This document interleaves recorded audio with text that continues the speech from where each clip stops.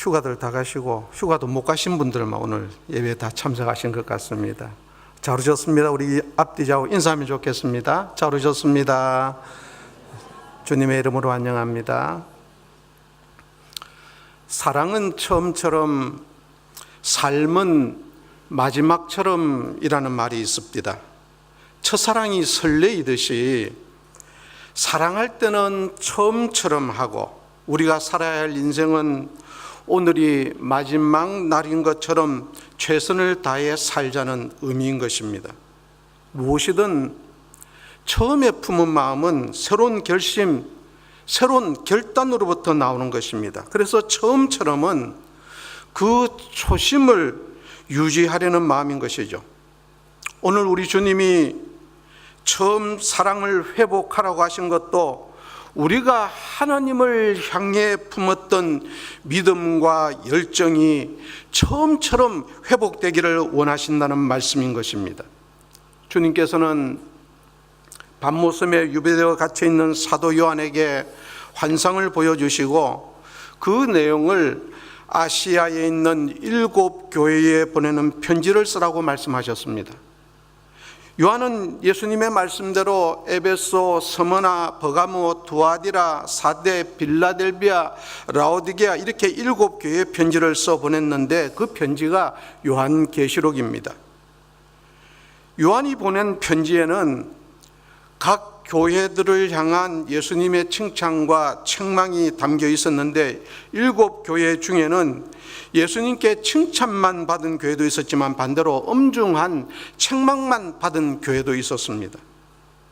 책망을 더 많이 받고 칭찬은 조금 받은 교회, 칭찬을 많이 받고 약간의 책망을 받은 교회도 있었습니다.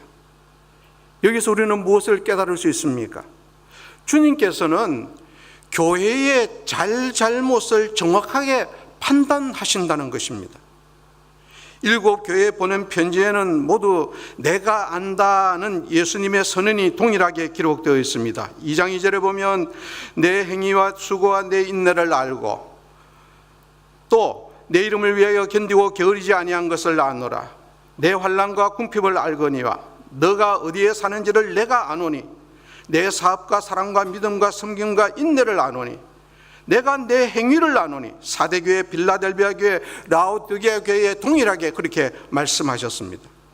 이것은 예수님은 7 교회의 모든 것을 속속들이 알고 계신다는 말씀인 것입니다. 예수님께서는 요한에게 친히 환상을 보여주시면서 주님 자신을 7 별을 붙잡고 7 금촛대 사이를 거니시는 이라고 선포하셨습니다. 환상 속에 예수님은 7 촛대 사이에 서 계셨고 오른손에는 7 개의 별을 붙들고 계셨습니다. 여기서 7 촛대는 7 교회를 상징하고 7 별은 하나님의 사자, 하나님의 종들을 의미하는 것입니다.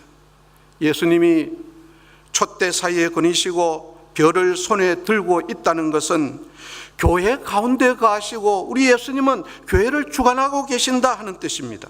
이건 제 해석이 아니라 예수님께서 친히 그렇게 설명해 주셨습니다. 예수님은 교회를 붙잡고 계시고 교회 가운데 거하시는 분이시기 때문에 한마디로 예수님은 우리 교회의 주인이시고 교회를 깊이 잘 아신다는 뜻입니다.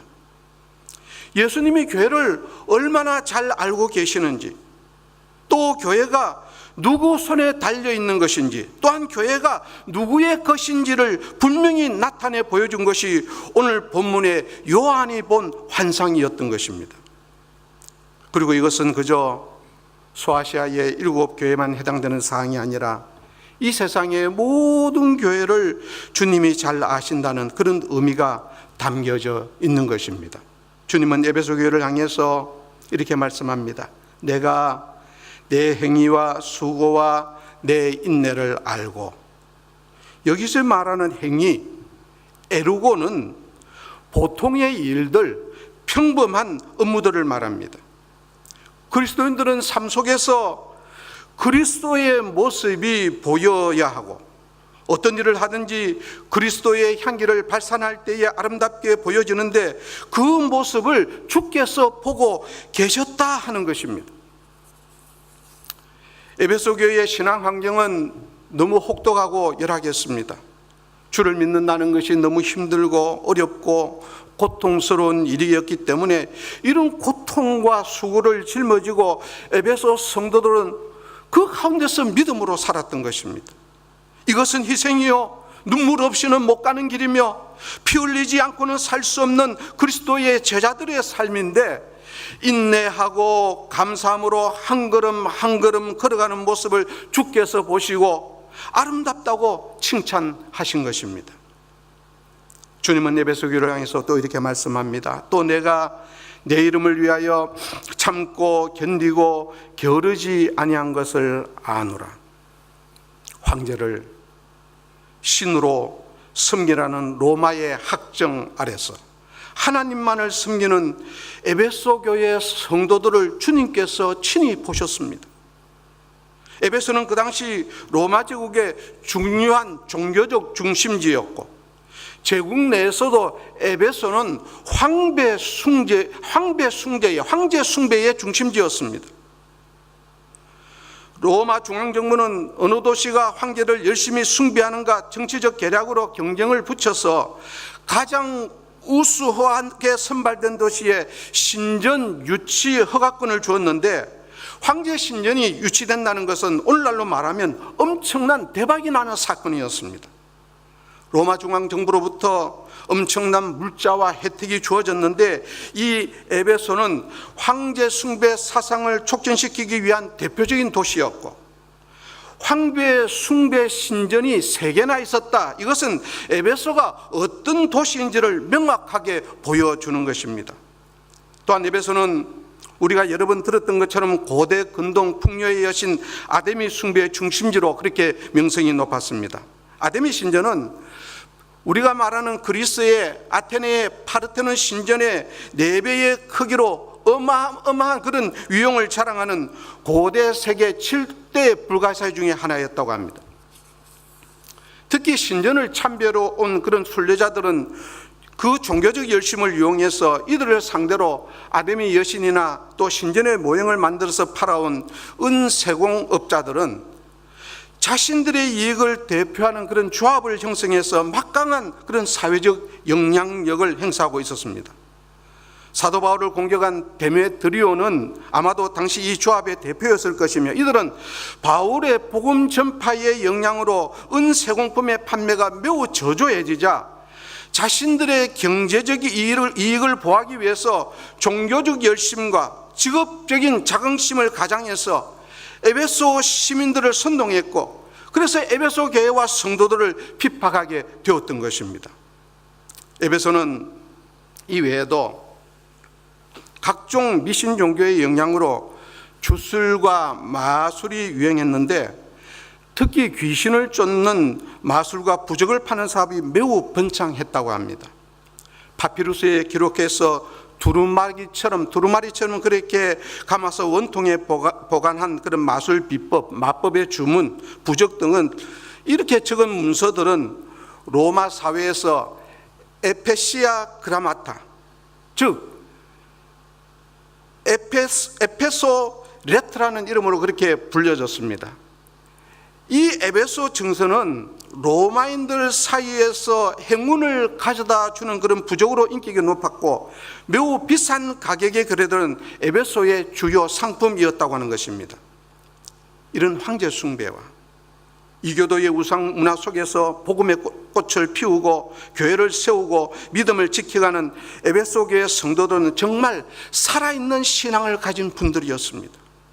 모두가 황제 편에 서서 기고만장할 때에 에베소 교회 성도들은 예수 편에 서서 예수의 이름을 위한 고난의 십자가를 짊어지고 요동하지 아니했을 뿐 아니라 주님의 능력, 성령의 능력을 힘입고 오히려 더 적극적으로 복음을 전파했던 것입니다.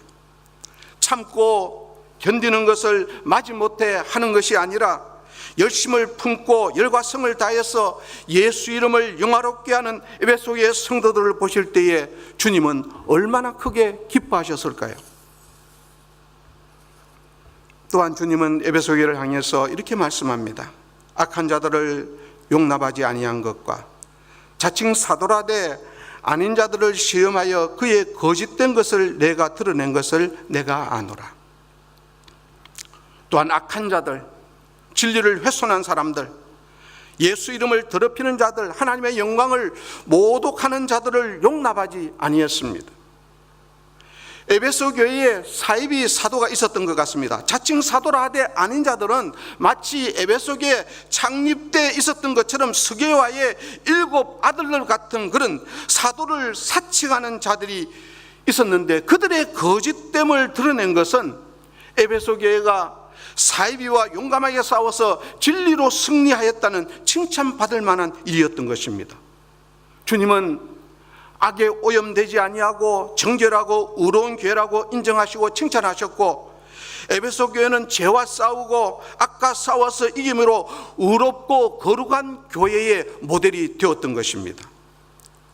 요약하면 에베소 교회는 복음을 위해서 핍박과 박해 가운데서 인내하면서 믿음을 지켰고, 윤리적으로 깨끗하여 경건한 삶을 살았고, 진리를 옳게 분별하여서 거짓된 자들을 물리친 진리의 파수꾼이었으며, 복음을 전파하는 일에 생명을 걸었던 교회였습니다. 어떻게 해서 에베소 교회가 이런 좋은 교회가 되었을까요? 에베소 교회는 여러분들이 잘 아시는 것처럼 사도 바울이 3년 가까이 머물면서 목회했던 교회입니다. 2차 전도 여행 시에 에베소를 개척한 바울은 고린도에서 함께 온 브리스길라와 아굴라를 에베소에 남겨두고 예루살렘으로 그렇게 올라갑니다. 그리고 3차 전도 여행 중에 3년 가까이 에베소에 머물면서 두란노 성원에서 2년간 날마다 730일 동안 강론을 했습니다.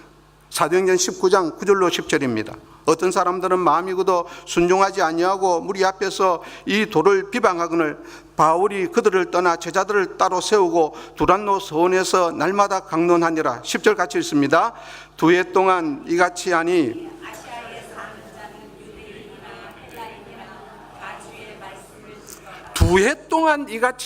아시아에 사는 자는 유대인이나 헬라인이나 다 주의 말씀을 듣더라.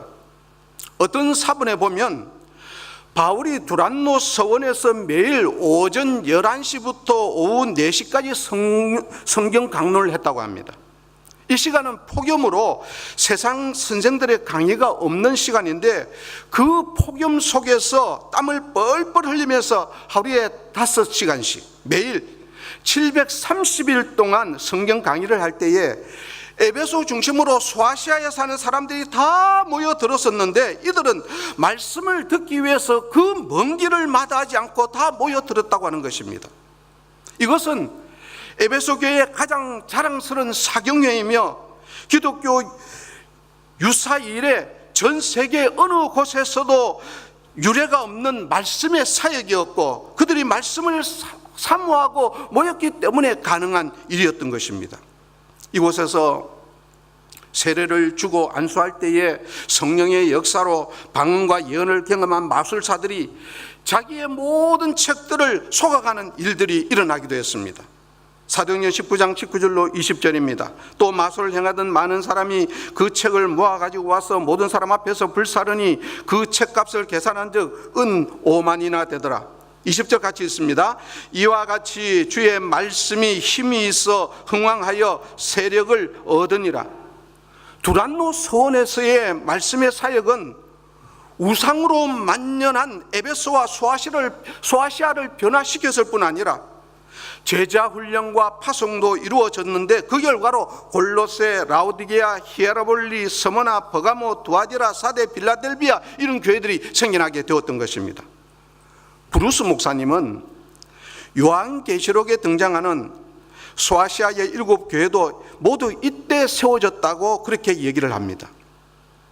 바울이 3차 전도여행을 마감하는 유럽 선교에서 예루살렘으로 올라갈 때에 밀레도에서 에베소 장로들을 청하여 이렇게 말합니다. 그러므로 너희가 일깨어 내가 3년이나 밤낮 쉬지 않고 눈물로 각 사람을 훈계하던 것을 기억하라고 권면하였습니다.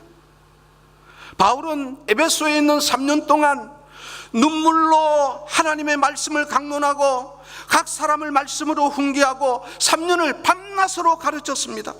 그렇게 한 사람 한 사람이 변화되어 에베소 교회가 탄생했고,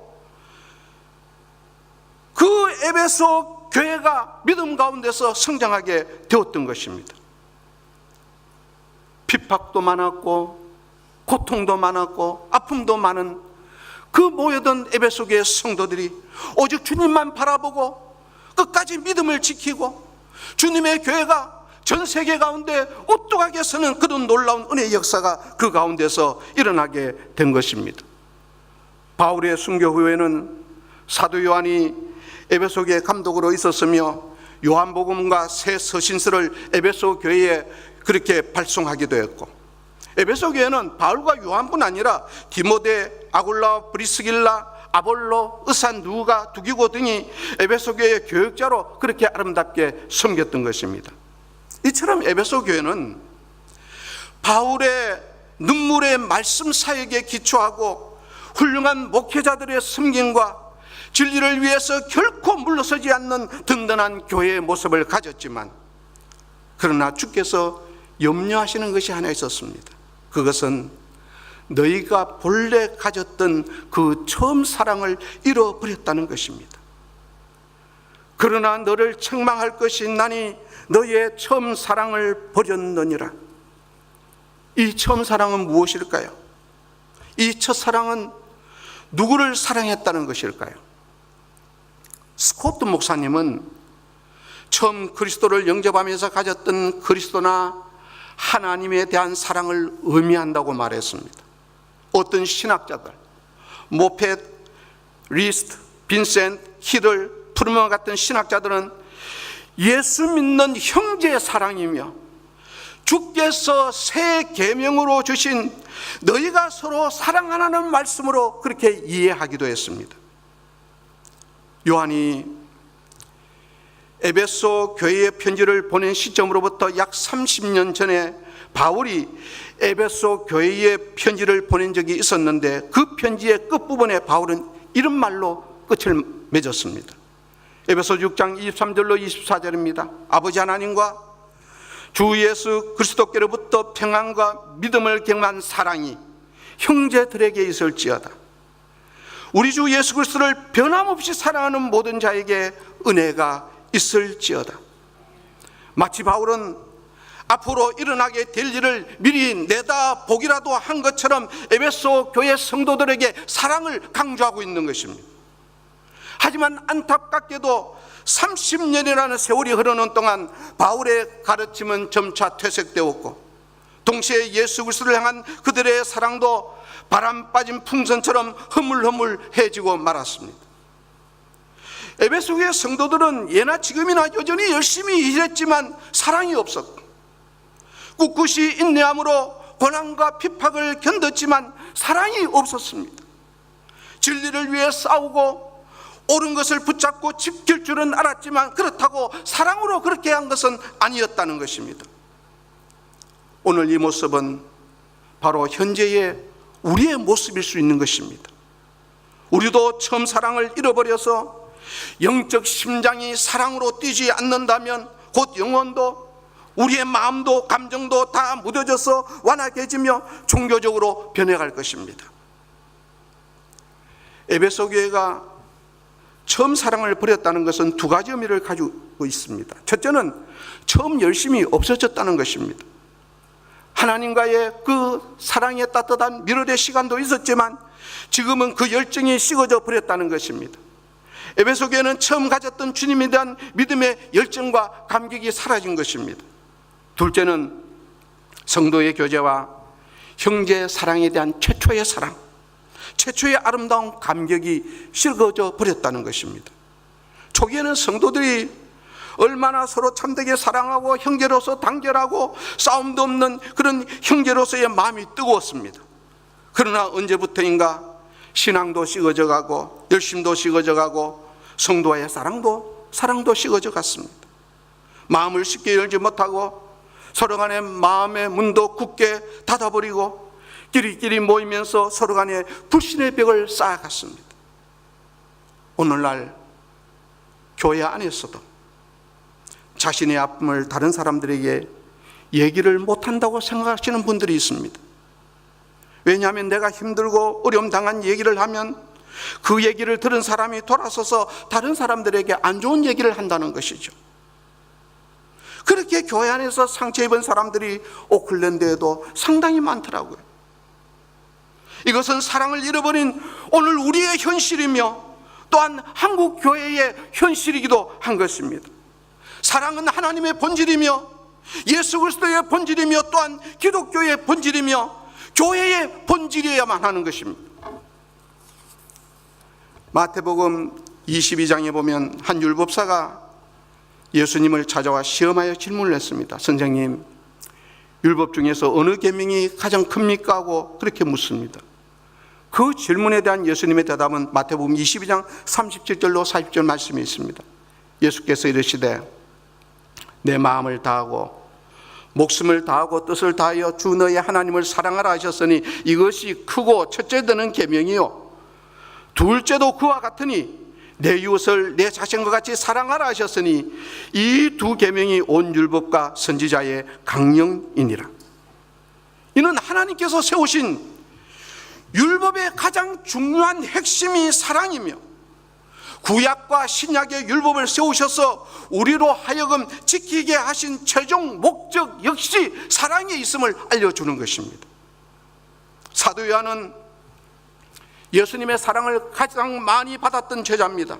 요한은 요한복음 13장 34절로 35절에서 예수님의 말씀을 다시 강조하고 있습니다. 새 계명을 너희에게 주노니 서로 사랑하라. 내가 너희를 사랑한 것 같이 너희도 서로 사랑하라. 너희가 서로 사랑하면 이로써 모든 사람이 너희가 내 제자인 줄 알리라. 우리가 예수님의 제자된 것을, 예수님의 제자인 것을 세상에 알게 하는 방법은 다른 것보다 너희가 사랑할 때, 우리가 사랑할 때라고 주님은 말씀하고 계십니다. 그것은 믿음의 사람들이 서로 사랑해야 그 사랑을 통해서 이웃과 세상을 사랑할 수 있기 때문인 것입니다. 그런 의미에서 주님은 첫사랑을 잃어버린 에베소 교회를 안타까워하시고 처음 사랑을 회복하라고 말씀하고 계시는 것입니다. 에베소 교회는 신앙과 믿음을 지키고 교회를 진리로 수호하느라 첫사랑을 잃어버렸습니다. 그런데 오늘 우리는 어떻습니까? 오늘의 우리는 에베소 교회와는 정반대로 삶이 편안해지고 모든 것이 안정되고 좋아지면서 처음 사랑을 잃어버린 경우가 많습니다. 오늘의 우리가 사는 믿음의 세계는 환난도 없고 핍박도 없지만 이 세대와 세상의 가치를 따라 모든 것을 나 중심으로 생각하며 살다 보니 처음 사랑을 잃어버린 경우가 많았던 것입니다. 설교를 준비하면서 하나님은 제게 찬찬히 말씀하셨습니다. 박 목사야, 오늘 설교는 너 자신을 위한 설교야. 처음 사랑을 회복하라. 반드시 처음 사랑을 회복하라. 설교 준비하는 그동안 내내 하나님이 제게 그렇게 말씀하시는 것입니다. 첫사랑을 잃어버린 사람은 먼저 신앙생활이 지루해지기 시작하고 주님이 명하신 일에 부담감을 호소하기 시작합니다.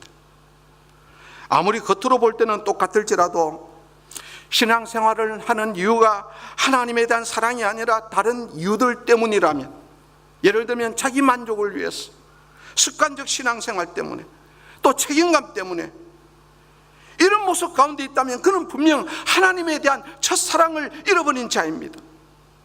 하나님의 시각으로 다른 사람을 바라보는 마음, 사랑으로 용서하고 기다려주고 인내하고 참아주는 이런 은혜 받은 마음을 잃어버린 것에 대해서 예수님께서 오늘 우리에게 경고하고 계시는 것입니다. 그렇다면 어떻게 해야 잃어버린 사랑을 회복할 수 있을까요? 요한계시록 2장 5절입니다. 그러므로 너희가 어디서 떨어졌는지를 생각하고 회개하여 처음 행위를 가지라. 만일 그리하지 아니하고 회개하지 아니하면 내가 내게 가서 내 촛대를 그 자리에서 옮기리라. 예수님은 에베소교회 성도들에게 세 가지 명령을 말씀하시는 것입니다. 첫째, 어디서 떨어졌는지를 생각하라는 것입니다. 이 말은 그저 곰곰이 생각해 보라는 말이 아니라 remember, 기억하라는 말입니다. 이전에 어땠는지를 떠올려 보라는 뜻이고, 그때 예수님을 얼마나 사랑했었는지, 그 마음이 예수님을 향해서 얼마나 뜨거웠었는지를 기억하라는 것입니다. CCC 총재였던 빌 브라이트 박사는 그의 책 처음 사랑에서 이렇게 말하고 있습니다. 어디를 가든지 그분의 임재를 의식하고 살지만 그 후 여러 해가 흐르는 동안 우리의 감격은 사라지고 맙니다. 하나님을 처음 알았을 때의 기쁨은 서서히 사라지고 결국 우리는 자신도 모르는 사이에 첫사랑에서 떠나 있습니다. 그러므로 우리에게는 새롭고 참신한 열정이 필요합니다. 이렇게 할 수 있는 가장 좋은 방법은 우리가 경험했던 아름다운 과거를 되살리는 것입니다. 그러므로 우리는 멈추고 기억하고 되살려야 합니다. 그렇게 말했습니다. 정말 그렇습니다. 예수님을 간절히 사모했던 그때를 기억하고 떠올리는 것은 사랑을 회복하는 첫 걸음인 것입니다. 둘째, 회개하라고 말씀합니다. 그저 그렇게 덮어두고 넘어가면 안 된다는 거죠. 예수님을 사랑하지 않게 된 것을, 형제를 사랑하지 않고 미워하게 된 것을 회개하고 용서를 구해야만 한다는 것입니다. 셋째, 처음 행위를 가져라, 그렇게 말씀합니다. 반드시 사랑을 회복해야 된다는 것입니다. 지금까지 살아온 것처럼 첫사랑도 없이 지금까지 물 흘러왔으니 물 흘러가는 대로 살면 된다, 그게 아니라는 겁니다. 반드시 첫사랑을 해야 되는데 그 첫사랑을 회복한다는 명목으로 하던 일들을 멈추는 것이 아니라 지금까지 해오던 그 일을 계속하되 사랑으로 해야만 한다는 말씀입니다. 어떤 사람들은 요즘 믿음이 약해져서 이런저런 사역들을 좀 쉬어야 될 것 같다고 말합니다. 하지만 사역을 쉰다고 해서 딱히 믿음이 회복되고 또 사랑이 회복되는 건 아닙니다. 오히려 더 깊은 수렁에 빠져들 수가 있는 것입니다. 어떤 사역을 더 많이 계속한다고 해서 저절로 사랑이 샘솟는 게 아니듯이 마찬가지로 멈춘다고 해서 사랑이 회복되는 것도 아닌 것입니다. 그럼 어떻게 해야 합니까? 끊임없이 자신을 점검하면서 예수 그리스도께로 나아가야만 합니다. 그리고 처음 사랑을 회복하라는 주님의 음성을 잊지 않고 사랑으로 모든 일들을 감당해야만 하는 것입니다. 만약 에베소교회 성도들이 예수님의 이 세 가지 명령을 무시하고 그분을 향한 사랑을 회복하지 않는다면 예수님께서도 그들에게서 촛대를 옮기실 것입니다. 하지만 에베소교회가 예수님의 말씀에 순종하여 사랑을 회복한다고 하면 하나님의 낙원에 있는 생명나무의 열매를 먹게 될 것이라고 오늘 본문 가운데서 우리에게 그렇게 약속하시고 말씀하고 계시는 것입니다. 처음 사랑을 잃으면 모든 것을 다 잃는 겁니다. 그러나 처음 사랑을 다시 얻으면 모든 것을 다시 다 얻는 것입니다. 예수님이 오신 성탄을 앞두고 주님이 그토록 간절히 말씀하신 처음 사랑을 회복할 수 있다면 그것보다 더 큰 성탄 선물은 우리에게 없을 것입니다. 오늘 이 밤에 우리 모두 첫사랑을 회복하는 영적 전쟁에서 승리하셔서 하나님의 기쁨이 될 뿐 아니라 하나님 나라에서 생명나무의 과실을 먹는 주인공들이 다 되시길 주님의 이름으로 축복합니다.